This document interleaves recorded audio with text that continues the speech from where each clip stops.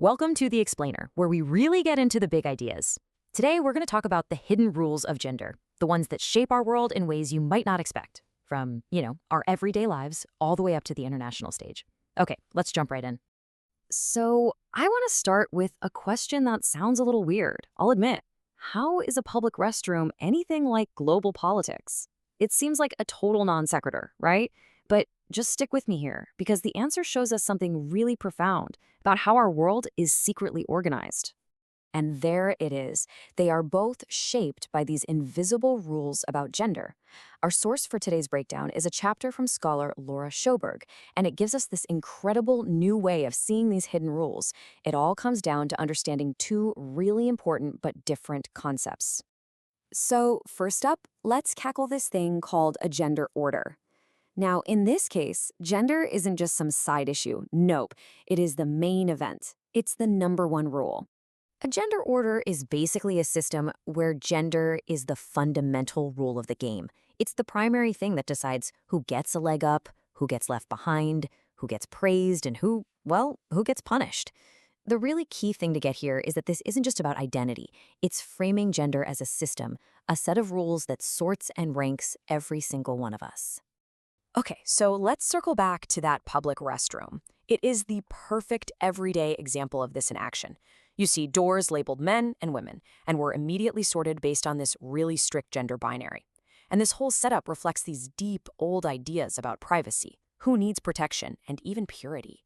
And think about it, even when you see an all-gender restroom, that's a direct statement about this order. It actually highlights just how powerful and assumed the original gender order is in the first place. Now let's scale that idea way, way up, because this same kind of sorting logic happens in global politics. The source makes this amazing point that the very idea of who's a fighter and who's a civilian in a war, well, that whole concept is built on a gender order. Let me show you exactly how that works. And boom, here it is. This chart just lays out the core dynamic perfectly. On one side, you've got the masculine just warrior. He's the citizen, the soldier, the guy who gets political honor for fighting.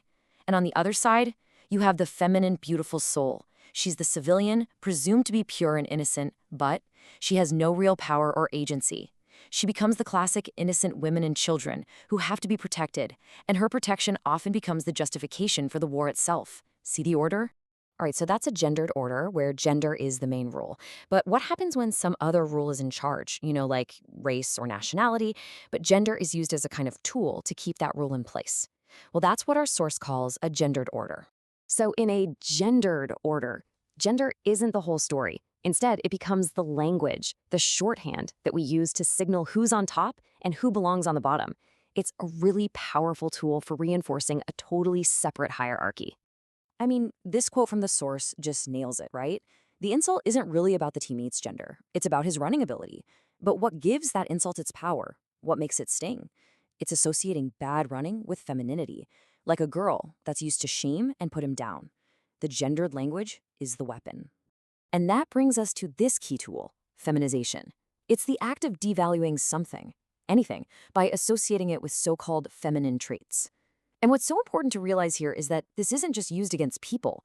Whole ideas, organizations, even entire countries can be feminized in political arguments to make them seem weaker, more emotional, or less legitimate.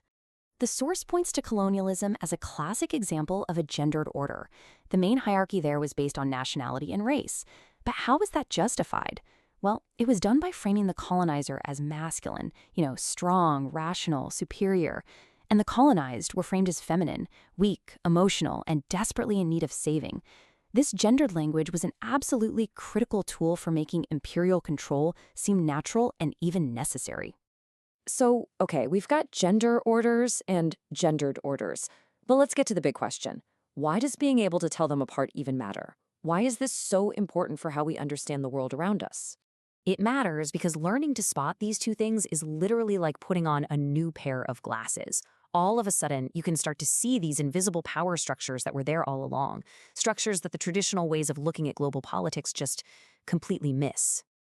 These new glasses, they reveal so much. You start to see how power isn't just about armies and money, it's also symbolic, and it's baked right into the language we use every day. It helps explain why certain groups, or even whole nations, are just consistently seen as less important or less valuable. You start to notice the hidden common sense rules that govern our lives, rules that have very real consequences, giving advantages to some and disadvantages to others.